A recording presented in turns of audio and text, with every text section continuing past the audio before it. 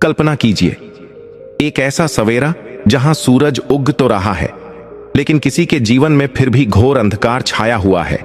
एक ऐसा राजा जिसके पास सब कुछ है, राजमहल, सेना, सोना चांदी, फिर भी उसका मन अंदर से टूट चुका है। दोस्तों, आज की यह कहानी केवल शब्दों का मेल नहीं है। यह उस टूटे हुए विश्वास की पुकार है जो तब उठती है जब इंसान हर सहारा खो चुका होता है। आज रविवार के इस पावन प्रभात पर हम आपको सुनाने जा रहे हैं भगवान सूर्य देव और राजा नागेंद्र की वह दिव्य गाथा, जिसने एक अहंकारी शासक को धूल से उठाकर भक्ति के सिंहासन पर बैठा दिया। यह कथा आपको रुलाएगी, आपको हंसाएगी और अंत में आपको ऐसा एहसास कराएगी मानो आपके अपने जीवन का ही कोई छुपा हुआ दर्द आज बोल उठा हो।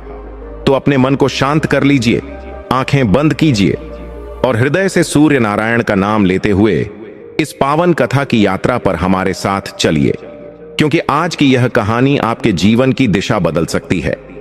लेकिन दर्शक बंधुओं, कथा में आगे बढ़ने से पहले आज रविवार व्रत के इस पावन अवसर पर एक अत्यंत गूढ़ सत्य आपको अवश्य बताना चाहता हूं।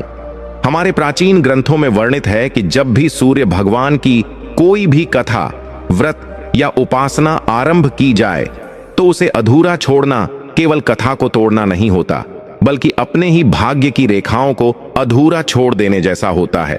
क्योंकि सूर्य देव स्वयं प्रत्यक्ष देवता हैं जो जीवन, तेज, स्वास्थ्य और कर्म फल के दाता हैं। उनकी कथा अधूरी छोड़ देने से मन में संदेह, आलस्य और नकारात्मकता जन्म लेने लगती है, जो धीरे धीरे जीवन को अंधकार की ओर ले जाती है। इसीलिए आज आपसे विनम्र निवेदन है कि इस रविवार व्रत कथा को पूरे मन, पूरे विश्वास और पूरे धैर्य के साथ अंत तक अवश्य सुनिए। यह केवल एक धार्मिक कहानी नहीं, बल्कि आत्मा को जगाने वाली वह अग्नि है जो आपके भीतर सोई हुई ऊर्जा को प्रज्वलित कर सकती है। हो सकता है इस कथा का कोई एक शब्द, कोई एक दृश्य आपके कर्मों का भार हल्का कर दे और आपको उस अंधकार से बाहर निकाल दे जिसमें जाने अनजाने हम सभी कभी न कभी फंस जाते हैं। और यदि आप स्वयं को सूर्य नारायण का भक्त मानते हैं तो यह भी आपका धर्म है कि इस प्रकाश को केवल अपने तक सीमित न रखें। इस वीडियो को लाइक करें, अपने प्रियजनों के साथ साझा करें और हमारे चैनल सब्सक्राइब करना न भूलें, ताकि सूर्य भगवान की कृपा, रविवार व्रत की महिमा और धर्म की अमृत धारा आपके जीवन में निरंतर प्रवाहित होती रहे। तो आइए सूर्य नारायण का स्मरण करते हुए श्रद्धा और विश्वास के साथ इस पावन रविवार व्रत कथा की शुरुआत करते हैं। बहुत समय पहले की बात है। भारतवर्ष की पवित्र भूमि पर एक अत्यंत प्रभावशाली और न्यायप्रिय राजा राज्य करते थे, जिनका नाम था राजा नागेंद्र। राजा नागेंद्र का व्यक्तित्व सूर्य के समान तेजस्वी था और उनका हृदय चंद्रमा के समान शीतल था। उनके राज्य में प्रजा बहुत खुशहाल थी, चारों तरफ हरियाली थी, किसान अपनी खेती में व्यस्त रहते थे और व्यापारी अपने व्यापार में। राजा नागेंद्र अपनी प्रजा को अपनी संतान की तरह मानते थे और उनकी हर छोटी से छोटी समस्या का समाधान तुरंत कर दिया करते थे। उनके न्याय की चर्चा दूर दूर के राज्यों तक फैली हुई थी। राजा नागेंद्र के महल में धन, धान्य और सुख सुविधाओं की कोई कमी नहीं थी। उनका महल इतना विशाल और सुंदर था कि उसे देखने वाले देखते ही रह जाते थे। महल की दीवारों पर सोने और चांदी की नक्काशी की गई थी और बेशकीमती रत्न जड़े हुए थे। राजा के पास एक विशाल सेना थी जो राज्य की सुरक्षा के लिए हमेशा तत्पर रहती थी। लेकिन कहते हैं ना कि ईश्वर किसी को सब कुछ नहीं देता, कहीं ना कहीं कोई एक कमी जरूर छोड़ देता है। राजा नागेंद्र के जीवन में भी एक बहुत बड़ा दुख था। एक ऐसा खालीपन था जो उन्हें दिन रात सालता रहता था। राजा नागेंद्र की 3 रानियां थीं। बड़ी रानी का नाम सुलक्षणा था, मंझली रानी का नाम रूपवती था और सबसे छोटी रानी का नाम गुणवती था। तीनों ही रानियां अत्यंत सुंदर, सुशील और धर्म कर्म में विश्वास रखने वाली थीं। राजा अपनी तीनों पत्नियों से बहुत प्रेम करते थे और रानियां भी राजा का बहुत सम्मान करती थीं। लेकिन दुख की बात यह थी कि राजा नागेंद्र की कोई संतान नहीं थी। शादी के कई वर्ष बीत जाने के बाद भी राजा का आंगन सूना था। महल में किसी बच्चे की किलकारी नहीं गूंजती थी। यह सन्नाटा राजा और उनकी तीनों रानियों को अंदर ही अंदर खाए जा रहा था। अक्सर शाम के समय जब राजा नागेंद्र अपने महल की छत पर टहलते थे तो उनकी नजर राज्य के उन आम नागरिकों पर पड़ती थी जो अपने बच्चों के साथ खेल रहे होते थे। एक गरीब किसान भी अपने बच्चे को कंधे पर बैठाकर जब हंसता हुआ घर लौटता था तो राजा को उसे देखकर ईर्ष्या नहीं बल्कि एक गहरा दुख महसूस होता था। वे सोचते थे कि मेरे पास इतना विशाल साम्राज्य है, इतना धन है, लेकिन इसका वारिस कौन होगा? मेरे बाद इस राज्य का क्या होगा? क्या मेरा वंश यहीं समाप्त हो जाएगा? यह चिंता उन्हें रात रात भर सोने नहीं देती थी।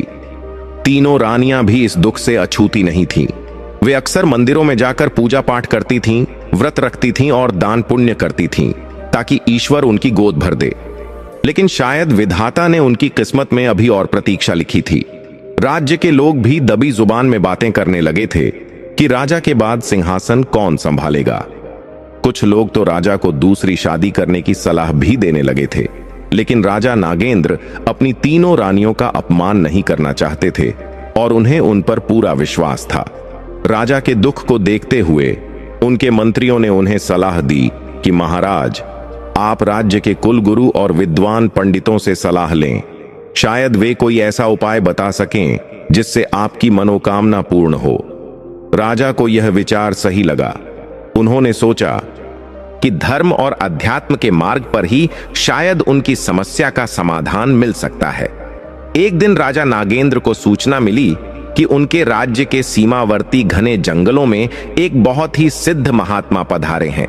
कहा जाता था कि उन महात्मा की वाणी में सरस्वती का वास है और उनके आशीर्वाद से कई लोगों के उजड़े हुए घर बस गए हैं।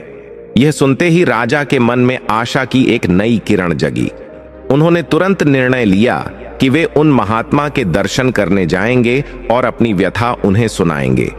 अगले ही दिन सुबह होते ही राजा नागेंद्र ने सादे वस्त्र धारण किए। उन्होंने अपने राजसी आभूषण और मुकुट उतार दिया, क्योंकि वे जानते थे कि संतों के पास राजा बनकर नहीं बल्कि एक सेवक और एक जरूरतमंद बनकर जाना चाहिए। वे अपने कुछ विश्वास पात्र सैनिकों के साथ जंगल की ओर निकल पड़े। जंगल का रास्ता कठिन था, उबड़ खाबड़ रास्ते, कांटेदार झाड़ियां और जंगली जानवरों का डर, लेकिन संतान प्राप्ति की चाह में राजा को यह सब बाधाएं तुच्छ लग रही थीं। वे बस चलते जा रहे थे। काफी दूर चलने के बाद घने जंगल के बीचों बीच एक सुंदर आश्रम दिखाई दिया। वहां का वातावरण अत्यंत शांत और पवित्र था। आश्रम के चारों ओर फलदार पेड़ लगे हुए थे और पास ही एक निर्मल नदी बह रही थी। आश्रम के बीच में एक वट वृक्ष के नीचे एक तेजस्वी साधु समाधि में लीन बैठे थे। उनके चेहरे पर ऐसा तेज था जैसे साक्षात सूर्य देव वहां विराजमान हो। उनकी लंबी सफेद दाढ़ी और जटाएं उनके तप और अनुभव की गवाही दे रही थीं। राजा नागेंद्र ने अपने सैनिकों को दूर ही रुकने का इशारा किया और खुद दबे पांव महात्मा के पास पहुंचे। वे हाथ जोड़कर चुपचाप वहीं खड़े हो गए ताकि महात्मा के ध्यान में कोई विघ्न ना आए। राजा काफी देर तक वहीं खड़े रहे। पक्षियों की चहचहाहट और नदी के बहने की आवाज के अलावा वहां पूर्ण शांति थी। राजा के मन में श्रद्धा और भक्ति का भाव उमड़ रहा था। काफी समय बीतने के बाद महात्मा ने धीरे से अपनी आंखें खोलीं। उनकी आंखों में एक असीम करुणा और गहराई थी। जैसे ही उनकी नजर सामने खड़े राजा नागेंद्र पर पड़ी, वे मुस्कुराए। राजा ने तुरंत साष्टांग दंडवत प्रणाम किया और उनके चरणों की धूल अपने माथे पर लगाई। महात्मा ने राजा को आशीर्वाद देते हुए कहा, आयुष्मान भव राजन, तुम्हारे चेहरे की उदासी और तुम्हारी आंखों की नमी बता रही है कि तुम किसी गहरे दुख में हो। तुम एक राजा हो, तुम्हारे पास सुख के सभी साधन हैं, फिर यह विषाद क्यों? कहो राजन, तुम किस इच्छा को लेकर इस विजन वन में आए हो? राजा नागेंद्र की आंखों से आंसू छलक पड़े। उन्होंने रुंधे गले से कहा, हे महात्मा, आप तो अंतर्यामी हैं, आपसे क्या छिपा है? मैं इस राज्य का राजा हूं। मेरे पास धन, वैभव, सेना और प्रजा का प्रेम सब कुछ है, लेकिन मेरा अपना कोई नहीं है जो मुझे पिता कहकर पुकारे। मेरा आंगन सूना है ऋषिवर। मेरी 3 रानियां हैं, लेकिन तीनों ही निस्संतान हैं। मुझे डर है कि मेरे बाद मेरे पूर्वजों का नाम मिट जाएगा और यह राज्य अनाथ हो जाएगा। मैंने हर तरह के वैद्य और हकीम को दिखाया, हर तरह का दान पुण्य किया, लेकिन मेरी सूनी गोद नहीं भरी। अब आप ही मेरा आखिरी सहारा हैं। कृपया मेरा मार्गदर्शन करें। साधु ने राजा की बात बहुत ध्यान से सुनी। उन्होंने अपनी आंखें बंद की और कुछ क्षणों के लिए ध्यानमग्न हो गए। ऐसा लगा जैसे वे काल के चक्र को देख रहे हों और राजा के भविष्य के पन्नों को पढ़ रहे हों। कुछ देर बाद जब उन्होंने आंखें खोलीं तो उनके चेहरे पर एक गंभीर लेकिन सौम्य मुस्कान थी। साधु ने कहा, राजन, निराश मत हो। विधाता की लीला विचित्र है। कभी कभी वह हमें इसलिए तरसाता है ताकि जब हमें फल मिले तो हम उसका महत्व समझ सकें और उसे सही संस्कार दे सकें। तुम्हारे भाग्य में संतान सुख है, लेकिन वह सामान्य तरीके से प्राप्त नहीं होगा। इसके लिए तुम्हें सूर्य नारायण की शरण में जाना होगा। राजा ने उत्सुकता से पूछा, प्रभु, मैं क्या करूं? आप जो आदेश देंगे मैं वही करूंगा, चाहे वह कितना भी कठिन क्यों ना हो। साधु ने अपनी बात आगे बढ़ाते हुए कहा, राजन, सूर्य देव ही इस जगत की आत्मा है और वही जीवन के दाता हैं। तुम्हारी समस्या का समाधान रविवार के व्रत और विशेष पूजन में छिपा है। तुम्हें आने वाले रविवार से सूर्य भगवान का व्रत शुरू करना होगा, लेकिन केवल व्रत रखने से काम नहीं चलेगा। तुम्हें एक विशेष विधि का पालन करना होगा। राजा एक तक साधु की ओर देख रहे थे, एक एक शब्द को अपने मन में उतार रहे थे। साधु ने रहस्यमय ढंग से कहा, ध्यान से सुनो राजन, आने वाले रविवार को तुम ब्रह्म मुहूर्त में उठना, गंगा जल मिश्रित जल से स्नान करना और उगते हुए सूर्य को अर्घ्य देना। ओम सूर्याय नमः का जाप करना। पूरा दिन निराहार रहकर सूर्य देव की उपासना करना।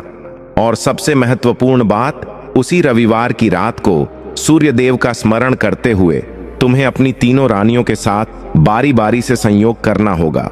यह कोई साधारण काम वासना नहीं होनी चाहिए, बल्कि इसे एक पवित्र यज्ञ की तरह संतान प्राप्ति की कामना से और सूर्य देव के प्रसाद के रूप में देखना होगा। तुम्हें अपनी पत्नियों के पास जाते समय मन में पूर्ण पवित्रता रखनी होगी और सूर्य देव से प्रार्थना करनी होगी कि वे अपना तेज तुम्हारी संतानों में स्थापित करें। राजा ने हाथ जोड़कर पूछा, क्या ऐसा करने से मेरी मनोकामना पूर्ण होगी गुरुवर? साधु ने विश्वास के साथ कहा, हां राजन, अगर तुम पूर्ण श्रद्धा और विश्वास के साथ रविवार के दिन इस विधि का पालन करोगे तो सूर्य देव की कृपा से तुम्हारी तीनों रानियों की गोद भर जाएगी। लेकिन याद रखना, मन में लेश मात्र भी संदेह नहीं होना चाहिए। विश्वास ही फलदायी होता है। जाओ राजन और तैयारी करो, सूर्य देव तुम्हारा कल्याण करेंगे। राजा नागेंद्र ने साधु के चरणों में सिर झुकाकर प्रणाम किया। उनका मन जो अब तक भारी था, अब एक नई उम्मीद और विश्वास से भर गया था। उन्हें ऐसा महसूस हो रहा था जैसे उनकी समस्या का समाधान मिल गया है। साधु से आज्ञा लेकर राजा वापस अपने महल की ओर चल पड़े। उनके कदमों में अब थकान नहीं, बल्कि एक नई ऊर्जा थी। महल लौटते हुए राजा पूरे रास्ते यही सोच रहे थे कि कैसे वे अपनी रानियों को यह खुशखबरी सुनाएंगे और कैसे रविवार के पूजन की तैयारी करेंगे। उन्हें क्या पता था कि साधु की यह वाणी उनके जीवन में खुशियों का ऐसा तूफान लाने वाली है जिसकी उन्होंने कल्पना भी नहीं की थी। लेकिन साथ ही भविष्य के गर्भ में कुछ और भी छिपा था जो समय आने पर ही सामने आना था। महल पहुंचकर राजा ने सबसे पहले अपनी तीनों रानियों को बुलाया। रानियां राजा के चेहरे पर एक अलग ही चमक देख रही थीं। जो राजा सुबह निराश होकर गए थे, वे अब आत्मविश्वास से भरे हुए लग रहे थे। बड़ी रानी सुलक्षणा ने पूछा, स्वामी, आपकी यात्रा कैसी रही? क्या महात्मा जी ने कोई मार्ग दिखाया? राजा ने मुस्कुराते हुए तीनों को अपने पास बैठाया और साधु के साथ हुई पूरी वार्तालाप विस्तार से बताई। उन्होंने बताया कि कैसे रविवार का दिन उनके जीवन के लिए महत्वपूर्ण होने वाला है और उन्हें किस विधि का पालन करना है। यह सुनकर तीनों रानियों के चेहरे भी कमल की तरह खिल उठे। उनकी आंखों में खुशी के आंसू आ गए। बरसों बाद उन्हें एक ठोस उम्मीद की किरण दिखाई दी थी। अब पूरे महल में रविवार की प्रतीक्षा होने लगी। राजा और रानियों ने पूरी श्रद्धा के साथ तैयारी शुरू कर दी। उन्होंने निश्चय किया कि वे इस विधि में कोई भी त्रुटि नहीं होने देंगे। महल का वातावरण भक्तिमय हो गया। हर कोई बस उस पावन रविवार का इंतजार कर रहा था जो राजा नागेंद्र के वंश को आगे बढ़ाने वाला था। महल में खुशी और उम्मीद की लहर दौड़ गई थी। जिस रविवार का राजा नागेंद्र और उनकी तीनों रानियों को बेसब्री से इंतजार था, वह दिन धीरे धीरे करीब आ रहा था। राजा ने अपने मंत्रियों को आदेश दे दिया था कि इस रविवार को पूरे राज्य में सूर्य देव की विशेष पूजा करवाई जाए और गरीबों में अन्न और वस्त्र दान किए जाएं। राजा चाहते थे कि उनके इस पुण्य कार्य में उनकी प्रजा की भी दुआएं शामिल हों। रानियां भी अपनी तैयारियों में जुटी थीं। उन्होंने अपने कक्षों को सुगंधित फूलों से सजाया और मन को एकाग्र करने के लिए ध्यान करना शुरू कर दिया। आखिरकार वह पावन रविवार आ ही गया। आकाश में अभी तारे टिमटिमा ही रहे थे कि राजा नागेंद्र और उनकी तीनों रानियां ब्रह्म मुहूर्त में उठ गए। पूरा महल शांत था, बस मंदिर की घंटियों की धीमी आवाज वातावरण में गूंज रही थी। राजा और रानियों ने गंगा जल मिले हुए पवित्र जल से स्नान किया। उन्होंने पीले वस्त्र धारण किए जो सूर्य देव को अत्यंत प्रिय हैं। इसके बाद वे सभी महल के खुले आंगन में आए, जहां से उगता हुआ सूरज साफ दिखाई देता था। जैसे ही पूर्व दिशा में लालिमा छाई और भगवान भास्कर की पहली किरण धरती पर पड़ी, राजा नागेंद्र ने तांबे के लोटे में जल, लाल चंदन, अक्षत और लाल फूल लेकर सूर्य देव को अर्घ्य दिया। रानियों ने भी हाथ जोड़कर सूर्य देव को नमन किया। राजा ने पूरी श्रद्धा के साथ मंत्र का उच्चारण किया, ओम ह्रीं ह्रीं सूर्याय नमः। उनकी आवाज में एक गजब का कंपन और विश्वास था। अर्घ्य देने के बाद राजा और रानियों ने संकल्प लिया कि वे आज पूरा दिन बिना अन्न और जल ग्रहण किए निर्जला व्रत रखेंगे और केवल ईश्वर की आराधना करेंगे। दिन भर महल में भजन और कीर्तन का आयोजन होता रहा। राजा राजकाज की चिंताओं को छोड़कर केवल भक्ति में लीन रहे। रानियां भी मन ही मन सूर्य देव से अपनी सूनी गोद भरने की प्रार्थना करती रहीं। सूरज ढलने लगा और शाम हो गई, लेकिन किसी ने भी व्रत नहीं तोड़ा। साधु के बताए अनुसार उन्हें रात के विशेष पहर का इंतजार था। रात्रि का अंधकार गहराने लगा, आकाश में तारे चमकने लगे। वह विशेष घड़ी आ गई जिसका उल्लेख उस तपस्वी साधु ने किया था। राजा नागेंद्र ने सबसे पहले अपने इष्ट देव को प्रणाम किया और मन को पूरी तरह शांत किया। उनके मन में काम वासना नहीं, बल्कि एक कर्तव्य और ईश्वर के आशीर्वाद को प्राप्त करने की भावना थी। राजा सबसे पहले बड़ी रानी सुलक्षणा के कक्ष में गए। रानी सुलक्षणा ने राजा का स्वागत किया। दोनों ने मिलकर सूर्य देव का स्मरण किया और संतान प्राप्ति की कामना की। इसके बाद राजा ने मंझली रानी रूपवती के कक्ष की ओर प्रस्थान किया। वहां भी उन्होंने उसी पवित्र भाव से रानी के साथ समय व्यतीत किया और अंत में वे सबसे छोटी रानी गुणवती के पास गए। उस पूरी रात राजा और उनकी रानियों ने उस साधु के बताए नियमों का कड़ाई से पालन किया। हर क्षण उनके मन में बस यही प्रार्थना थी कि सूर्य देव का तेज उनके कुल को आगे बढ़ाने के लिए अवतरित हो। वह रात बीत गई। अगली सुबह राजा और रानियों ने सूर्योदय के बाद अपना व्रत खोला और ब्राह्मणों को दान दक्षिणा दी। अब शुरू हुआ प्रतीक्षा का समय। राजा नागेंद्र अपने राजकाज में वापस लौट आए, लेकिन उनका मन बार बार रानियों के स्वास्थ्य और उस चमत्कार की ओर लगा रहता था जिसकी आशा उन्होंने साधु की बातों से बांधी थी। समय अपनी गति से चलता रहा। एक महीना बीता, फिर दूसरा, और फिर वह शुभ समाचार आया जिसने राजा नागेंद्र के जीवन को खुशियों से भर दिया। एक दिन सुबह सुबह राजवैद्य घबराए हुए लेकिन खुशी से भरे चेहरे के साथ राजा के दरबार में आए। वैद्य ने झुककर प्रणाम किया और कहा, महाराज की जय हो। मैं आपके लिए एक अत्यंत शुभ समाचार लाया हूं। सूर्य देव की कृपा और आपके पुण्य कर्म रंग लाए हैं। बड़ी रानी सुलक्षणा गर्भवती हैं। राजा अभी इस खुशी को संभाल भी नहीं पाए थे कि कुछ ही दिनों बाद यह खबर भी मिली कि मंझली रानी रूपवती और छोटी रानी गुणवती भी मां बनने वाली हैं। राजा की खुशी का कोई ठिकाना नहीं रहा। वह खुशी से झूम उठे। उन्होंने तुरंत अपने गले से मोतियों की माला उतारकर वैद्य को इनाम में दे दी। पूरे राज्य में ढोल नगाड़े बजवा दिए गए। प्रजा अपने राजा की खुशी में झूम उठी। मंदिरों में विशेष पूजा अर्चना की गई और उस साधु महात्मा के आश्रम में ढेर सारे उपहार और भोजन भिजवाया गया। महल का माहौल अब पूरी तरह बदल चुका था। तीनों रानियों का विशेष ध्यान रखा जाने लगा। दासियां हर वक्त उनकी सेवा में लगी रहती थीं। राजा नागेंद्र खुद रानियों के स्वास्थ्य का हालचाल लेते। रानियों के चेहरे पर गर्भावस्था का तेज साफ दिखाई देने लगा था। वे पहले से और भी अधिक सुंदर और दिव्य लगने लगी थीं। समय बीतता गया और रानियों की गोद भराई की रस्में धूमधाम से निभाई गईं। 9 महीने का समय पूरा हुआ। एक दिन अचानक महल में भागदौड़ मच गई। बड़ी रानी सुलक्षणा को प्रसव पीड़ा शुरू हुई। राजा बेचैनी से कक्ष के बाहर टहलने लगे। उनका दिल जोर जोर से धड़क रहा था। कुछ ही देर बाद कक्ष के भीतर से एक नहीं बल्कि 2 बच्चों के रोने की आवाज आई। दासी ने बाहर आकर खबर दी, बधाई हो महाराज, बड़ी रानी ने 2 सुंदर और तेजस्वी पुत्रों को जन्म दिया है। राजा की आंखों में आंसू आ गए। अभी वे इस खुशी को महसूस कर ही रहे थे कि मंझली रानी के कक्ष से भी समाचार आया। दासी ने हंसते हुए कहा, महाराज, आप पर सूर्य देव की विशेष कृपा है। मंझली रानी रूपवती ने भी 2 पुत्रों को जन्म दिया है।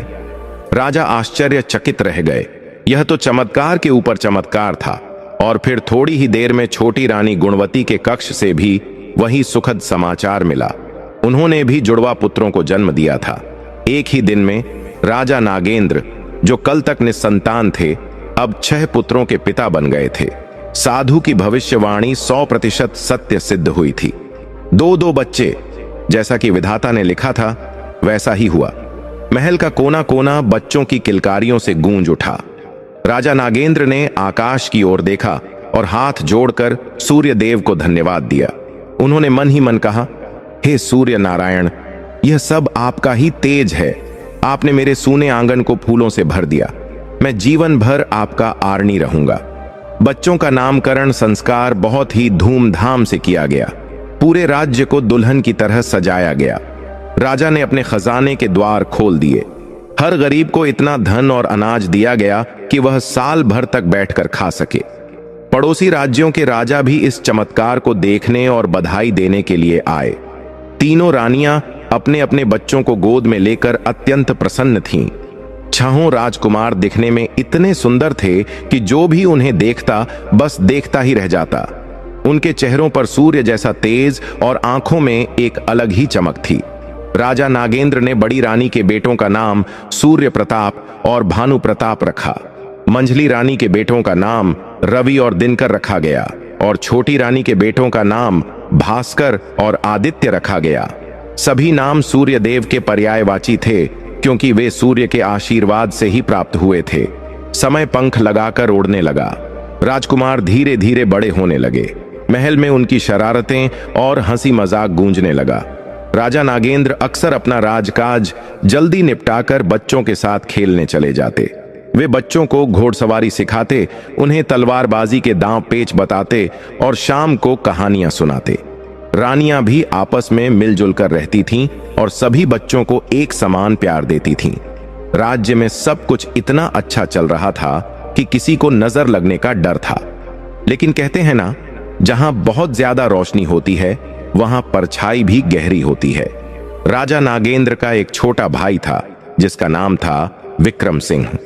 विक्रम सिंह ऊपर से तो राजा का बहुत सम्मान करता था और बच्चों को प्यार करने का दिखावा करता था, लेकिन उसके मन में ईर्ष्या की आग जल रही थी। जब राजा नागेंद्र निस्संतान थे तब विक्रम सिंह बहुत खुश था।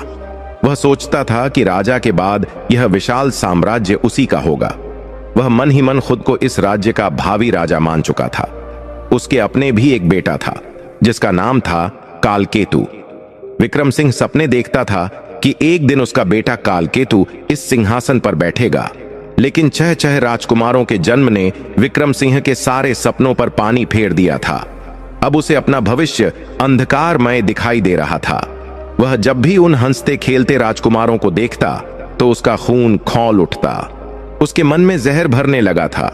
वह सोचने लगा कि अगर ये राजकुमार जीवित रहे तो मेरा और मेरे बेटे का क्या होगा। हम तो बस राजा के सेवक बनकर रह जाएंगे। एक दिन विक्रम सिंह अपने कक्ष में बैठा शराब पी रहा था। तभी उसका बेटा कालकेतु वहां आया। कालकेतु भी अपने पिता की तरह ही दुष्ट और लालची स्वभाव का था। कालकेतु ने अपने पिता को भड़काते हुए कहा, पिताजी, आप यहां बैठकर क्या सोच रहे हैं?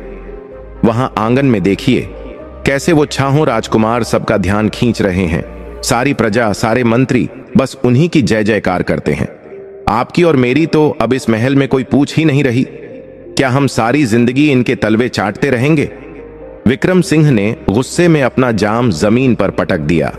कांच के टुकड़े बिखर गए। उसकी आंखें लाल हो गईं। उसने दांत पीसते हुए कहा, नहीं पुत्र, ऐसा नहीं होगा। मैंने जो सपना देखा था उसे मैं टूटने नहीं दूंगा। मेरा ही खून इस गद्दी पर बैठेगा। नागेंद्र को अपनी किस्मत पर बहुत घमंड है ना। उसे लगता है कि सूर्य देव ने उसे सब कुछ दे दिया, लेकिन वह भूल रहा है कि ग्रहण तो सूरज को भी लगता है। काल केतु ने कुटिल मुस्कान के साथ पूछा, तो हम क्या करेंगे पिताजी? भैया तो अब बहुत शक्तिशाली हो गए हैं। उनके 6 वारिस हैं। विक्रम सिंह ने एक गहरी साजिश रचते हुए कहा, ताकत से नहीं, दिमाग से काम लेना होगा। हमें मौके का इंतजार करना होगा। हमें राजा के मन में और प्रजा के बीच अपनी जगह बनानी होगी, और फिर धीरे से एक एक करके इन कांटों को अपने रास्ते से हटाना होगा। फिलहाल हम चुप रहेंगे, उनका विश्वास जीतेंगे। हम नागेंद्र को दिखाएंगे कि हम उसके बच्चों से कितना प्यार करते हैं। जब दुश्मन घर के अंदर ही हो तो उसे पहचानना मुश्किल होता है। उधर राजा नागेंद्र इन षड्यंत्रों से बिल्कुल अनजान थे। वे अपने भाई और भतीजे पर आंख मूंद कर भरोसा करते थे। उन्हें लगता था कि उनका परिवार एकजुट है और खुश है। वे नहीं जानते थे कि उनके अपने ही खून ने उनकी पीठ में छुरा घोंपने की तैयारी शुरू कर दी है। समय का पहिया अपनी गति से घूमता रहा और राजा नागेंद्र के राज्य में खुशियों का बासंती मौसम छाया रहा। महल के जिस आंगन में कभी सन्नाटा पसरा रहता था, अब वहां 6 राजकुमारों के कदमों की आहट और उनकी हंसी गूंजती थी। राजा नागेंद्र और उनकी 3 रानियां अपने बच्चों को बढ़ाते हुए देखकर फूले नहीं समाते थे। वे अक्सर आपस में बात करते कि यह सब सूर्य देव की ही लीला है, जिन्होंने उनके जीवन को इतना परिपूर्ण कर दिया है। राजकुमार अब बालपन की दहलीज पार कर किशोरावस्था की ओर बढ़ रहे थे। राजा ने निर्णय लिया कि अब समय आ गया है कि राजकुमारों को शिक्षा और संस्कारों के लिए गुरुकुल भेजा जाए, ताकि वे न केवल शस्त्र विद्या में निपुण हों, बल्कि धर्म, नीति और राजकाज के गूढ़ रहस्यों को भी समझ सकें। हालांकि रानियों के लिए अपने जिगर के टुकड़ों को खुद से दूर करना बहुत कठिन था, लेकिन क्षत्रिय धर्म और भविष्य की जिम्मेदारियों को समझते हुए उन्होंने अपने आंसुओं को रोककर भारी मन से राजकुमारों को विदा किया। राजकुमारों को राज्य के सबसे प्रतिष्ठित और श्री संदीपन के आश्रम में भेजा गया। वहां राजमहलों के सुख सुविधाओं से दूर वे एक सामान्य विद्यार्थी की तरह रहने लगे। उन्होंने कठोर अनुशासन का पालन किया। सुबह ब्रह्म मुहूर्त में उठना, नदी में स्नान करना, जंगल से लकड़ियां काटना, गुरु की सेवा करना और वेदों का अध्ययन करना, यह उनकी दिनचर्या बन गई। उधर महल में राजकुमारों के बिना फिर से एक सूनापन आ गया था, लेकिन राजा नागेंद्र को संतोष था कि उनके बेटे सोने की तरह तप कर कुंदन बनने गए हैं। वे अक्सर अपने भाई विक्रम सिंह से कहते, विक्रम, देख लेना, जब मेरे बेटे वापस आएंगे तो वे सूर्य की किरणों की तरह इस पूरे आर्यावर्त में अपने तेज का प्रकाश फैलाएंगे। विक्रम सिंह ऊपर से तो मुस्कुराता और कहता, हाँ भैया, आप बिल्कुल ठीक कहते हैं, हमारे कुल के दीपक हैं वे। लेकिन अंदर ही अंदर वह जल भुन जाता। उसकी ईर्ष्या की आग समय के साथ ठंडी नहीं हुई थी, बल्कि और धधक उठी थी। वह और उसका बेटा कालकेतु दोनों ही उस दिन का इंतजार कर रहे थे जब वे अपना असली रंग दिखा सकें। वर्षों बीत गए। राजकुमारों की शिक्षा पूर्ण हुई। वह शुभ दिन आ गया जब उन्हें गुरुकुल से वापस लौटना था। पूरे राज्य को एक बार फिर दुल्हन की तरह सजाया गया। सड्डिधकों पर फूलों की वर्षा की गई। हर घर में दीप जलाए गए। जब 6 राजकुमार रथों पर सवार होकर नगर में प्रवेश हुए तो प्रजा उनकी छवि देखकर मंत्रमुग्ध हो गई। सबसे आगे बड़ी रानी सुलक्षणा के पुत्र सूर्य प्रताप और भानु प्रताप थे। उनके 14 कंधे, विशाल भुजाएं और चेहरे पर गजब का आत्मविश्वास था। उनके पीछे मंझली रानी के पुत्र रवि और दिनकर थे, जिनकी आंखों में बुद्धिमानी और तेज झलकता था। और अंत में छोटी रानी के पुत्र भास्कर और आदित्य थे, जो अपनी मुस्कान से सबका मन मोह रहे थे। 6 भाई साक्षात सूर्य देव के 6 अंश लग रहे थे। महल पहुंचकर राजकुमारों ने सबसे पहले अपने माता पिता और गुरुजनों के चरण स्पर्श किए। राजा नागेंद्र ने अपने बेटों को गले से लगाया तो उनकी आंखों से खुशी के आंसू छलक पड़े। तीनों रानियों ने अपने बेटों की आरती उतारी और उनकी बलाएं लीं। विक्रम सिंह और कालकेतु ने भी दिखावे के लिए राजकुमारों का गर्मजोशी से स्वागत किया, लेकिन उनकी नजरें राजकुमारों के तेजस्वी व्यक्तित्व को देखकर डरी हुई थीं। उन्हें एहसास हो गया था कि इन राजकुमारों का मुकाबला करना आसान नहीं होगा। अगले दिन राजा नागेंद्र ने राजकुमारों के कौशल प्रदर्शन के लिए एक विशाल सभा का आयोजन किया। राज्य के सभी गणमान्य लोग, मंत्री और सेनापति वहां उपस्थित थे। अखाड़े में छहों भाइयों ने अपनी अपनी विद्या का प्रदर्शन किया। सूर्य प्रताप ने गदा युद्ध में ऐसा कौशल दिखाया कि बड्ढे बड्ढे योद्धा दांतों तले उंगली दबा गए। भानु प्रताप ने तलवारबाजी में बिजली जैसी फुर्ती दिखाई। रवि और दिनकर ने घुड़सवारी और भाला फेंकने में अपनी निपुणता सिद्ध की, जबकि भास्कर और आदित्य ने धनुर्विद्या में ऐसा लक्ष्य भेदा कि देखने वाले वाह वाह कर उठे। प्रजा की तालियों की गडगडाहट से आसमान गूंज उठा। राजा नागेंद्र की जय, राजकुमारों की जय के नारों से पूरा वातावरण भर गया। राजा नागेंद्र का सीना गर्व से चौधा हो गया। उन्होंने भरी सभा में घोषणा की, मेरे प्यारे देशवासियों, आज मुझे विश्वास हो गया है कि मेरा राज्य सुरक्षित हाथों में है। मेरे ये छहों पुत्र धर्म और न्याय की रक्षा के लिए पूरी तरह सक्षम हैं। यह दृश्य विक्रम सिंह और कालकेतु के लिए किसी मृत्युदंड से कम नहीं था। सभा समाप्त होने के बाद रात के अंधेरे में दोनों बाप बेटे अपने गुप्त कक्ष में मिले। कालकेतु ने गुस्से में पैर पटकते हुए कहा, पिताजी, आपने देखा, आज तो उन्होंने हद ही कर दी। प्रजा तो उन्हें अभी से भगवान मानने लगी है। अगर ऐसा ही चलता रहा तो कुछ ही दिनों में राजा भैया किसी एक को युवराज घोषित कर देंगे और बाकी पांचों सेनापति और मंत्री बन जाएंगे। फिर हमारे लिए तो इस महल में झाड़ू लगाने की जगह भी नहीं बचेगी। विक्रम सिंह के चेहरे पर एक कुटिल मुस्कान तैर गई। उसने मदिरा का प्याला हाथ में लेते हुए कहा, शांत हो जा पुत्र, शांत। क्रोध बुद्धि का नाश कर देता है। मैंने आज अखाड़े में उनकी ताकत देखी है। इसमें कोई शक नहीं कि वे बलवान हैं और उन्हें हराना युद्ध के मैदान में संभव नहीं है। शेर को जब आप आमने सामने की लड़ाई में नहीं हरा सकते तो उसे जाल में फंसाना पड़ेगा है। कालकेतु ने उत्सुकता से पूछा, कैसा जाल पिताजी? हम क्या कर सकते हैं? राजा भैया तो उन पर जान छिड़कते हैं। वे उन्हें कभी भी अपनी आंखों से दूर नहीं होने देंगे। विक्रम सिंह ने अपनी योजना समझाते हुए कहा, यही तो उनकी कमजोरी है। राजा नागेंद्र बहुत भावुक और धार्मिक हैं। हमें धर्म का सहारा लेकर ही अपना काम करना होगा। तुम्हें याद है, राज्य की उत्तरी सीमा पर घने जंगलों के बीच एक पुराना सूर्य मंदिर है जो अब खंडहर हो चुका है। हाँ, मैंने सुना है। उसे भुवनेश्वर सूर्य मंदिर कहते हैं, लेकिन वहां तो कोई नहीं जाता। वह रास्ता बहुत दुर्गम और खतरनाक है, कालकेतु ने कहा। विक्रम सिंह की आंखों में शैतानी चमक आ गई। उसने कहा, बिल्कुल, वहां कोई नहीं जाता। इसी का फायदा हमें उठाना है। मैं राजा के दिमाग में यह बात डालूंगा कि राजकुमारों की शिक्षा पूर्ण होने और उनकी वापसी की खुशी में उन्हें अपने कुल देवता सूर्य देव का आशीर्वाद लेने के लिए उस प्राचीन मंदिर में जाना चाहिए। मैं कहूंगा कि यह एक पुरानी परंपरा है और इससे राज्य पर आने वाली सारी विपत्तियां टल जाएंगी। लेकिन राजा खुद भी तो जा सकते हैं, कालकेतु ने शंका जताई। नहीं, विक्रम सिंह ने धूर्तता से कहा, मैं कहूंगा कि यह पूजा केवल युवा राजकुमारों को ही करनी होती है ताकि उनका तेज बना रहे, और मैं उनका प्यारा चाचा उनकी सुरक्षा के लिए उनके साथ जाऊंगा। मैं राजा को विश्वास दिला दूंगा कि मेरे रहते उन्हें खरोंच भी नहीं आएगी।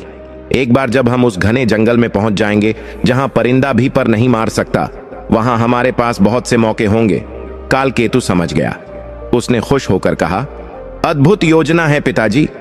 जंगल में जंगली जानवर होते हैं, पहाड़ से पैर फिसल सकता है या कोई जहरीला कीड़ा काट सकता है। बहाने हजार हैं। अगली सुबह विक्रम सिंह ने अपने चेहरे पर सबसे मासूम भाव बनाया और राजा नागेंद्र के पास पहुंचा। राजा अपने कक्ष में बैठे राजकुमारों के भविष्य की योजनाओं पर विचार कर रहे थे। विक्रम 1000 सिंह ने प्रणाम किया और बोला, भैया, मैं कल रात भर सो नहीं पाया।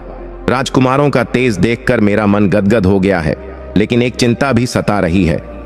राजा ने चिंतित होकर पूछा, कैसी चिंता विक्रम, क्या हुआ? विक्रम सिंह ने नाटक करते हुए कहा, भैया, इन बच्चों पर सूर्य देव की विशेष कृपा है, यह तो हम सब जानते हैं, लेकिन इतनी कम उम्र में इतना यश और कीर्ति मिलना, कहीं इनकी नजर न लग जाए।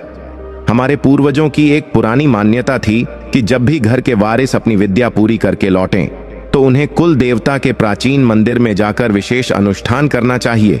इससे उनका रक्षा कवच मजबूत होता है। राजा नागेंद्र, जो स्वभाव से ही धार्मिक थे, तुरंत इस बात को मान गए। उन्होंने कहा, तुम ठीक कहते हो विक्रम, मैं भी यही चाहता हूं कि मेरे बच्चों पर कोई आंच ना आए, लेकिन वह मंदिर तो बहुत दूर बिहद वन में है। विक्रम सिंह ने तुरंत कहा, आप चिंता क्यों करते हैं भैया, मैं हूं ना, मैं खुद बच्चों को लेकर जाऊंगा। बचपन से मैंने उन्हें अपनी गोद में खिलाया है, वे मेरे लिए सगे बेटों से बढ़कर हैं। मैं उनकी परछाई बनकर रहूंगा। 2-3 दिन की तो बात है, हम पूजा करके शीघ्र लौट आएंगे। राजा नागेंद्र अपने भाई की इन चिकनी चुपद्दी बातों में आ गए। उन्हें लगा कि विक्रम सच में बच्चों का भला चाहता है। उन्होंने बिना किसी शक के अनुमति दे दी। शाम को राजा ने राजकुमारों को बुलाया और उन्हें इस यात्रा के बारे में बताया। राजकुमार, जो हमेशा से अपने पिता और बड़ों की आज्ञा का पालन करते थे, तुरंत तैयार हो गए। उनके लिए तो यह एक रोमांचक यात्रा जैसा था। वे खुश थे कि उन्हें अपने चाचा के साथ समय बिताने और नए प्रदेश देखने का मौका मिलेगा। रानियां थोड़ी चिंतित थीं क्योंकि रास्ता खतरनाक था, लेकिन विक्रम सिंह ने उनके पैर छूकर कसम खाई कि वह अपनी जान पर खेलकर भी राजकुमारों की रक्षा करेगा। उसकी झूठी कसमों ने रानियों का मन भी पिघला दिया। यात्रा का दिन तय हुआ। छहों राजकुमार अपने अपने घोड़ों पर सवार हुए। उनके साथ कुछ चुने हुए सैनिक थे, जो असल में विक्रम सिंह के वफादार गुंडे थे, जिन्हें उसने सैनिक के वेश में रखा था। कालकेतु भी साथ चलने की जिद करने लगा, लेकिन विक्रम ने उसे महल में ही रहने का इशारा किया ताकि राजा को कोई शक न हो और पीछे से वह महल की गतिविधियों पर नजर रख सके। राजा नागेंद्र और रानियों ने तिलक लगाकर राजकुमारों को विदा किया। विजयी भव, सुरक्षित लौटना। राजा के ये शब्द हवा में गूंजते रहे। राजकुमारों ने हाथ हिलाकर विदा ली और घोड़े दौड़ा दिए। जैसे जैसे वे नगर से दूर होते गए, परिदृश्य बदलने लगा। हरे भरे खेतों की जगह अब कंटीली झाड़ियों और पत्थरीले रास्तों ने ले ली। धीरे धीरे वे घने जंगल में प्रवेश करने लगे। यह जंगल इतना घना था कि सूरज की रोशनी भी मुश्किल से जमीन तक पहुंच पाती थी। बड्ढे बड्ढे पेड़ डरावने लग रहे थे और चारों तरफ अजीब सी खामोशी थी। विक्रम सिंह सबसे आगे चल रहा था। उसका चेहरा अब बदल चुका था। नगर में जो विनम्रता उसके चेहरे पर थी, अब उसकी जगह एक क्रूरता ने ले ली थी। वह मन ही मन सोच रहा था, मेरे प्यारे भतीजों, जी भर के इस दुनिया को देख लो। यह तुम्हारी आखिरी यात्रा है। इस जंगल के राजा अब तुम नहीं, मैं हूं। और इस जंगल का नियम है, जो ताकतवर है वही बचता है। राजकुमार अभी भी अनजान थे। वे जंगल की सुंदरता और वन्य जीवों को देखकर उत्साहित हो रहे थे। सूर्य प्रताप ने अपने भाई भानु प्रताप से कहा, भैया देखो, यह प्रकृति कितनी अद्भुत है। पिताजी ने सही किया जो हमें यहां भेजा। यहां आकर मन को कितनी शांति मिल रही है। विक्रम सिंह ने उनकी बातें सुनी और धीमे स्वर में बुदबुदाया, हाँ, बहुत शांति मिलेगी तुम्हें, ऐसी शांति जो कभी भांग नहीं होगी। शाम होने को आई थी। सूरज ढलने लगा था और जंगल में अंधेरा गहराने लगा था। पक्षियों की आवाजें बंद हो गई थीं और अब झींगुरों और जंगली जानवरों की आवाजें आने लगी थीं। विक्रम सिंह ने एक सुनसान और डरावनी जगह पर घोड़ा रोका। यह एक घाटी थी जिसके दोनों ओर ऊंची ऊंची पहाड़ियां थीं और नीचे एक गहरी खाई। बच्चों, विक्रम सिंह ने आवाज लगाई, रात हो रही है। आगे का रास्ता और भी खतरनाक है। हमें आज यहीं विश्राम करना होगा। कल सुबह हम मंदिर पहुंचेंगे। राजकुमारों ने आज्ञाकारी शिष्यों की तरह अपने घोड़े रोक दिए। उन्हें जरा भी आभास नहीं था कि वे उस जगह खड़ी डीडीए हैं जिसे स्थानीय लोग मौत की घाटी कहते थे। उन्होंने अपने तंबू गाद डालने शुरू किए। विक्रम सिंह के इशारे पर उसके वफादार सैनिकों ने लकड़ियां इकट्ठी की और आग जलाई। भोजन तैयार किया गया। विक्रम सिंह ने स्वयं अपने हाथों से राजकुमारों के लिए भोजन परोसा। उसने बड़ी चालाकी से उस भोजन में एक विशेष प्रकार की जड्ढी बूटी मिला दी थी जो इंसान को गहरी नींद में सुला देती है। इतनी गहरी नींद कि अगर उसके पास ढोल भी बजाया जाए तो भी वह न जागे। खाओ मेरे बच्चों, तुम लोग थक गए होंगे, विक्रम सिंह ने बड़े प्यार से कहा। भूखे राजकुमारों ने बिना किसी संदेह के वह भोजन ग्रहण किया। भोजन करते समय वे अपने चाचा से पुरानी कहानियां सुनते रहे और हंसते रहे, लेकिन धीरे धीरे उनकी आंखों में भारीपन आने लगा। उनकी जुबान लड्ड खद्दाने लगी। रवि ने अपनी आंखें मलते हुए कहा, चाचा जी, पता नहीं क्यों आज बहुत तेज नींद आ रही है, शरीर एकदम भारी हो रहा है। विक्रम सिंह ने उसके सिर पर हाथ फेरते हुए कहा, होता है बेटा, जंगल की हवा ही ऐसी है और दिन भर की थकान भी तो है। सो जाओ, निश्चिंत होकर सो जाओ, मैं जाग रहा हूं तुम्हारी पहरेदारी के लिए। एक एक करके छहों राजकुमार गहरी बेहोशी वाली नींद में सो गए। आग धीरे धीरे बुझ रही थी। अब वहां केवल अंगारों की लाल रोशनी बची थी। जब विक्रम सिंह को यकीन हो गया कि दवा ने अपना असर दिखा दिया है तो वह अपनी जगह से खड़ी डढ़ा हुआ। उसने अपने सैनिकों को इशारा किया। सैनिक जो पहले से ही तैयार बैठे थे, नंगी तलवारें लेकर राजकुमारों के तंबुओं की ओर बढ़े। जंगल का सन्नाटा अब एक खूनी साजिश का गवाह बनने वाला था। विक्रम सिंह ने एक क्रूर हंसी हंसी और कहा, नागेंद्र, अब तेरी खुशियों का ग्रहण लगने वाला है। कल का सूरज जब निकलेगा तो तेरे वंश का नामो निशान मिट चुका होगा। लेकिन विक्रम सिंह एक बात भूल रहा था। जिन बच्चों का जन्म सूर्य देव के आशीर्वाद से हुआ हो, जिनकी रक्षा स्वयं साक्षात दिनकर कर रहे हों, क्या उन्हें मिटाना इतना आसान था? नियति ने अब भी अपना आखिरी पत्ता नहीं खोला था। जंगल के उस घने अंधेरे में भी कोई था जो सब देख रहा था। हवाओं का रुख बदलने वाला था, लेकिन यह सब कैसे होगा, यह तो आने वाला समय ही बताने वाला था। जंगल का सन्नाटा अब मौत की खामोशी में बदल चुका था। विक्रम सिंह की आंखों में खून उतर आया था और उसके वफादार सैनिक नंगी तलवारें लेकर सोए हुए राजकुमारों की ओर बढ़ रहे थे। वह दृश्य इतना भयानक था कि अगर कोई पत्थर दिल इंसान भी उसे देखता तो उसका भी दिल पसीज जाता। अपने ही चाचा, जिन्हें वे पिता तुल्य मानते थे, आज वहीं उनके काल बनकर खड़े थे। विक्रम सिंह ने फुसफुसाते हुए आदेश दिया, देर मत करो, एक ही बार में काम तमाम कर दो। इनकी चीख भी बाहर नहीं निकलनी चाहिए। सैनिकों ने अपनी तलवारें ऊपर उठाईं। तलवारों की धार आग की बची हुई रोशनी में चमक उठी। वे पूरी ताकत के साथ राजकुमारों के गले पर वार करने ही वाले थे कि तभी एक चमत्कार हुआ।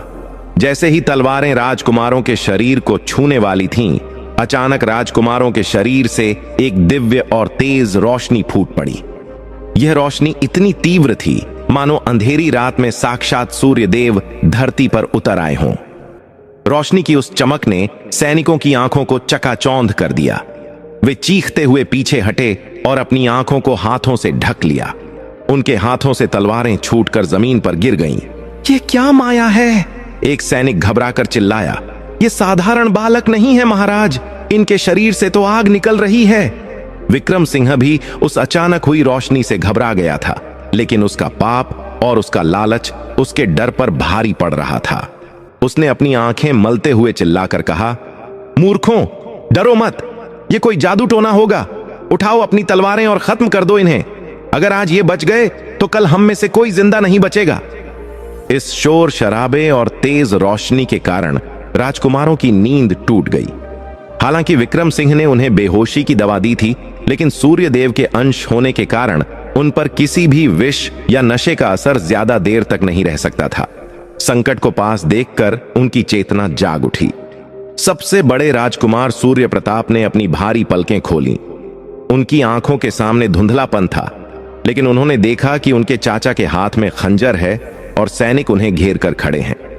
चाचा जी, सूर्य प्रताप ने लड़खड़ाते हुए पूछा, यह सब क्या हो रहा है? और ये सैनिक। विक्रम सिंह ने जब देखा कि राजकुमार जाग रहे हैं तो उसने अपना नाटक बंद कर दिया। उसके चेहरे पर अब केवल क्रूरता थी। उसने एक शैतानी हंसी हंसते हुए कहा, जाग गए मेरे प्यारे भतीजे, अच्छा हुआ। मैं चाहता भी था कि तुम लोग अपनी मौत को अपनी आंखों से देखो। तुम्हें पता तो चले कि तुम्हें मारने वाला कोई और नहीं, तुम्हारा अपना सगा चाचा है।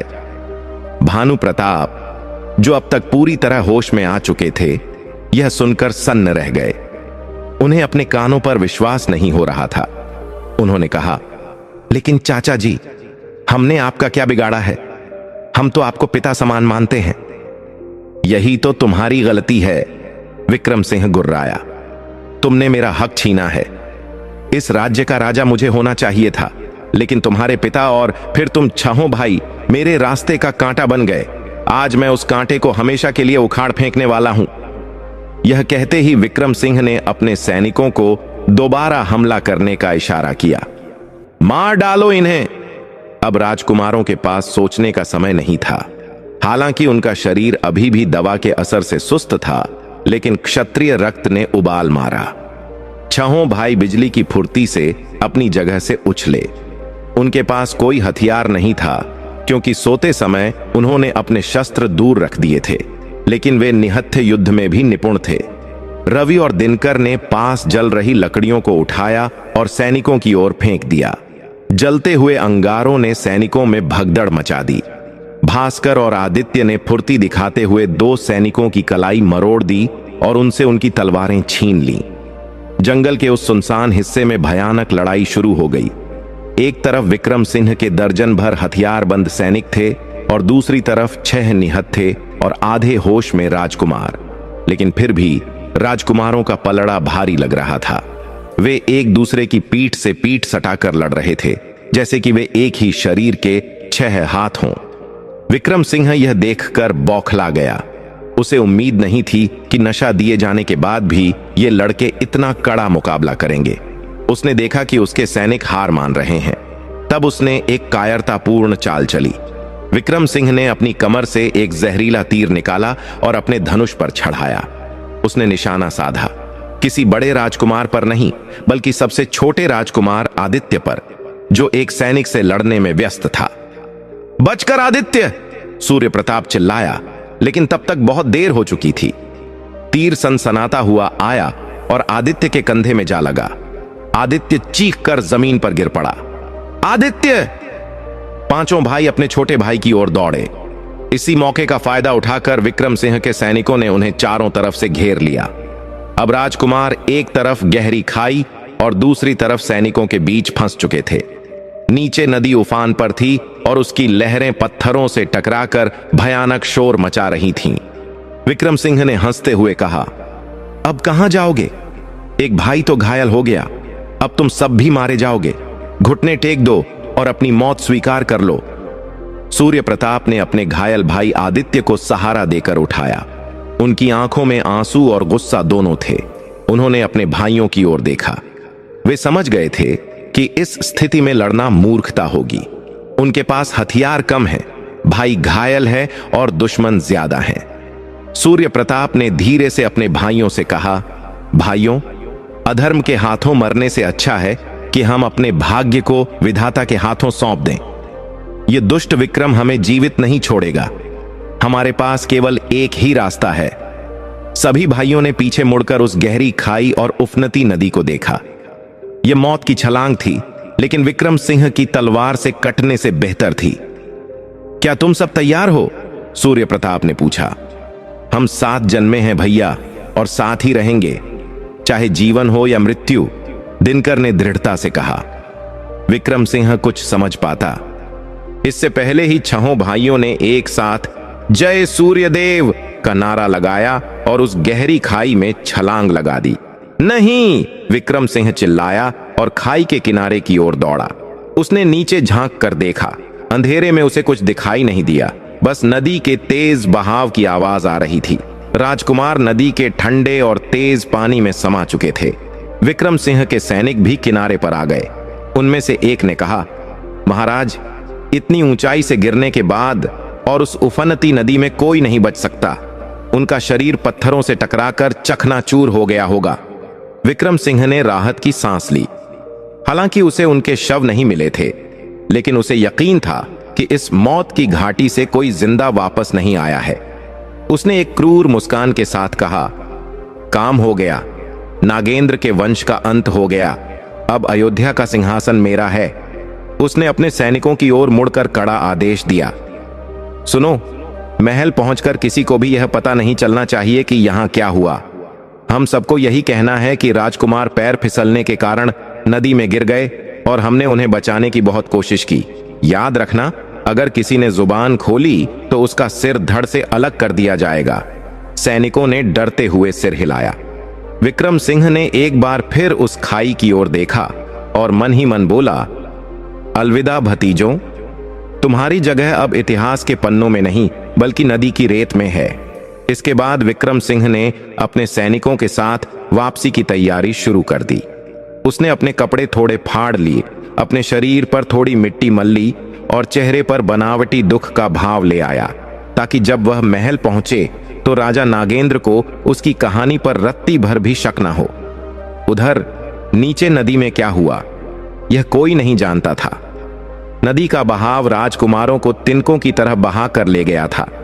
क्या सूर्यदेव अपने अंशों को इस तरह मिटने देंगे, या नियति ने उनके लिए कोई और ही योजना बना रखी थी? रात और भी गहरी हो गई थी और बादलों ने चांद को पूरी तरह ढक लिया था, मानो प्रकृति भी राजकुमारों के बिछड़ने का शोक मना रही हो। नदी की उफनती लहरें राजकुमारों को अपने साथ बहा कर ले जा रही थीं। चारों तरफ गहरा अंधेरा था और पानी का शोर, लेकिन नियति ने कुछ और ही लिखा था। वे साधारण बालक नहीं थे, वे साक्षात सूर्य देव के अंश थे। जैसे ही उनका शरीर पानी की गहराई में गया, एक चमत्कार हुआ। नदी का पानी, जो दूसरों के लिए काल बन सकता था, राजकुमारों के लिए एक नरम बिस्तर बन गया। पानी के अंदर एक दिव्य सुनहरी रोशनी प्रकट हुई। ऐसा लगा मानो स्वयं जल देवता ने उन्हें अपनी गोद में उठा लिया हो। पूरी रात वे नदी के बहाव के साथ बहते रहे, लेकिन उन्हें खरोंच तक नहीं आई। अगली सुबह जब पूर्व दिशा में सूर्य देव उदय हुए और उनकी पहली किरण नदी के किनारे पड़ी, तो छहों राजकुमार एक रेतीले किनारे पर अचेत अवस्था में पड़े थे। जैसे ही सूरज की किरणें उनके शरीर पर पड़ीं, उनकी चेतना लौटने लगी। घायल राजकुमार आदित्य का घाव सूर्य की किरणों के स्पर्श मात्र से भर गया। यह सूर्य देव की अपने पुत्रों के लिए संजीवनी शक्ति थी। सूर्य प्रताप ने सबसे पहले आंखें खोली। उसने देखा कि वे सभी सुरक्षित हैं। उसने अपने भाइयों को जगाया, उठो भाइयों, देखो, सूर्य देव ने हमारी रक्षा की है, हम जीवित हैं। सभी भाई उठे और उन्होंने हाथ जोड़कर सूर्य देव को नमन किया। अब उनके मन में डर नहीं बल्कि एक दृढ़ संकल्प था। भानु प्रताप ने क्रोध में कहा, भैया, अब हमें तुरंत महल लौटना चाहिए और उस दुष्ट विक्रम सिंह का सिर धड़ से अलग कर देना चाहिए। सूर्य प्रताप ने उसे शांत करते हुए कहा, नहीं भानु, आवेश में नहीं, विवेक से काम लो। अगर हम अभी वहां गए तो वह हमें पाखंडी या भूत बताकर मरवा सकता है। वह बहुत चालाक है। हमें सही समय का इंतजार करना होगा। आज रविवार है, पिताजी आज सूर्य देव की विशेष पूजा कर रहे होंगे। हम उसी समय दरबार में प्रवेश करेंगे जब सत्य का सूर्य अपने शिखर पर होगा। उधर महल में कोहराम मचा हुआ था। विक्रम सिंह अपने कपड़े फाड़कर, बालों को बिखेर कर और आंखों में मगरमच्छ के आंसू लेकर महल पहुंचा था। वह छाती पीट पीट कर रो रहा था। अनर्थ हो गया भैया, अनर्थ हो गया। मैं अपना मुंह आपको कैसे दिखाऊं? काल ने मेरे भतीजों को मुझसे छीन लिया। यह खबर सुनते ही राजा नागेंद्र के पैरों तले जमीन खिसक गई। रानियों के कक्ष में चीख पुकार मच गई। पूरा महल शोक में डूब गया। राजा सिंहासन से गिर पड़े। उन्होंने रोते हुए पूछा, यह कैसे हुआ विक्रम? तुम तो उनके साथ थे, फिर तुमने उन्हें बचाया क्यों नहीं? विक्रम सिंह ने अपनी झूठी कहानी गढ़ते हुए कहा, भैया, हम नदी के किनारे विश्राम कर रहे थे। अचानक पहाड़ से भूस्खलन हुआ और राजकुमार नदी में गिर गए। मैंने और सैनिकों ने अपनी जान की बाजी लगा दी, लेकिन उस उफनती नदी और अंधेरी रात ने सब कुछ निगल लिया। मैं अभागा बच गया। काश उनकी जगह मैं मर जाता। विक्रम का नाटक इतना असली था कि किसी को उस पर शक नहीं हुआ। राजा नागेंद्र बुरी तरह टूट चुके थे। जिस संतान को उन्होंने इतनी मन्नतों के बाद पाया था, उनका इस तरह चले जाना वे सहन नहीं कर पा रहे थे। राज्य में चूल्हे नहीं जले, प्रजा भी अपने प्यारे राजकुमारों के लिए रो रही थी। 2 दिन बीत गए। राजा नागेंद्र ने अन्न जल त्याग दिया था।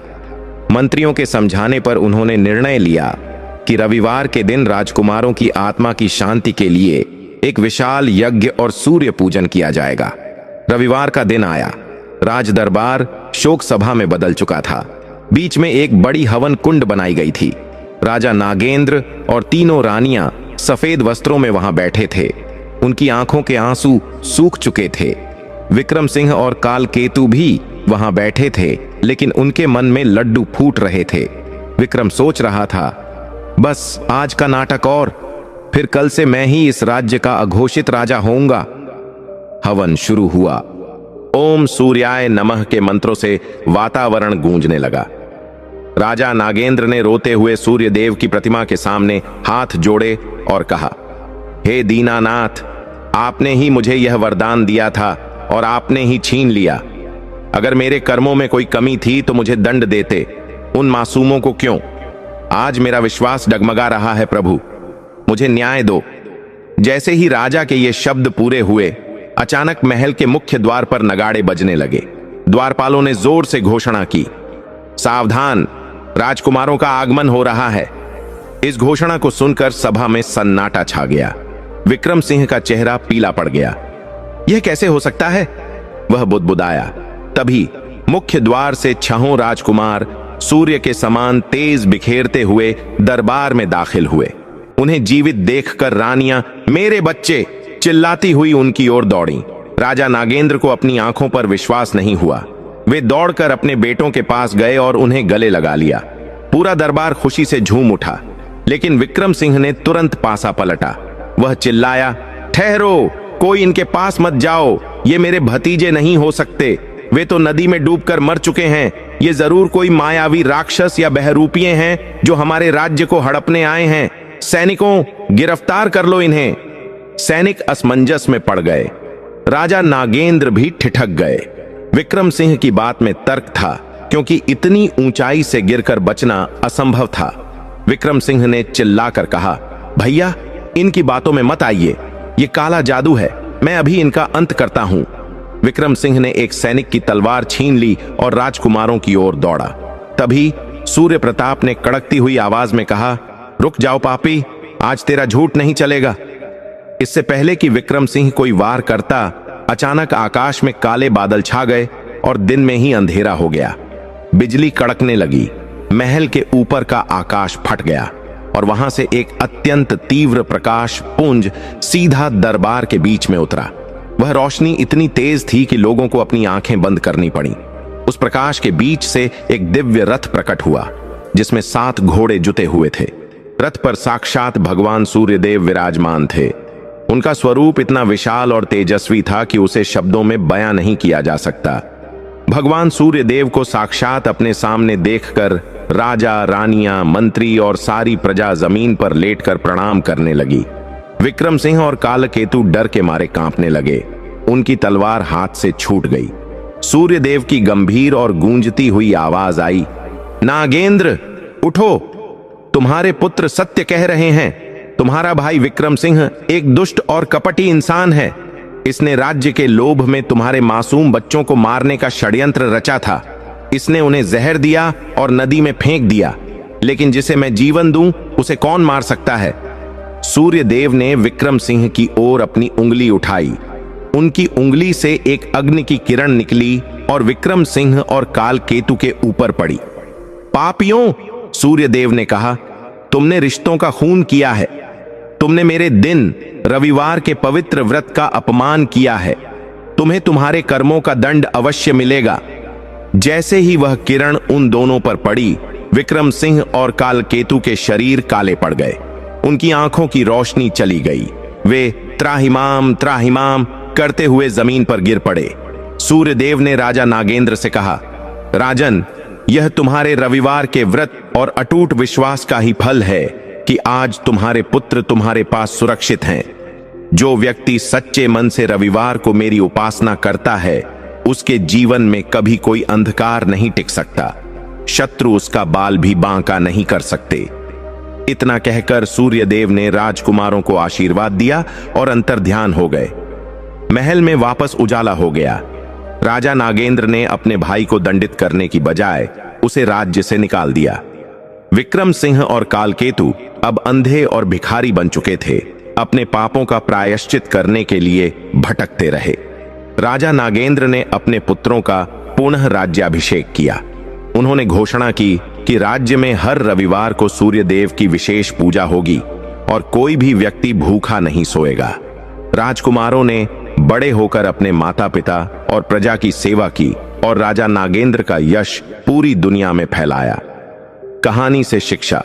दोस्तों, इस कहानी से हमें यह शिक्षा मिलती है कि जाको राखे साइयां, मार सके ना कोई। ईश्वर पर जिसका विश्वास अटूट होता है, बड़ी से बड़ी मुसीबत भी उसका कुछ नहीं बिगाड़ सकती। लालच और पाप का अंत हमेशा बुरा होता है, जैसा विक्रम सिंह का हुआ। और सत्य चाहे कितना भी परेशान क्यों न हो, अंत में जीत उसी की होती है।